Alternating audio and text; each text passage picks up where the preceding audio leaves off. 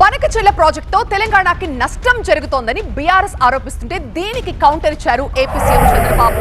బనకచెర్లపై BRS చేస్తున్న ప్రచారంలో ఎలాంటి నిజం లేదంటున్నారు ఏపీ సీఎం.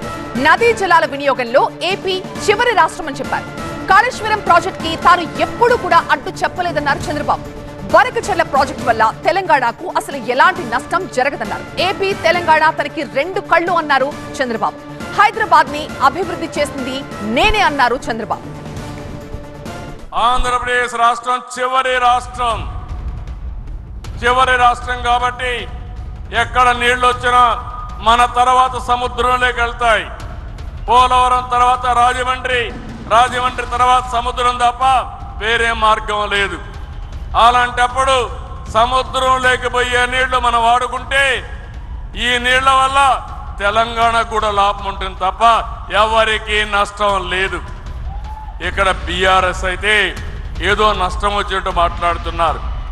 నేను ఆ రోజు కూడా ఏదైతే వాళ్ళు ప్రాజెక్టు కట్టినప్పుడు గోదావరి పైన నేను ఎప్పుడు కూడా అబ్జెక్ట్ చేయలేదు.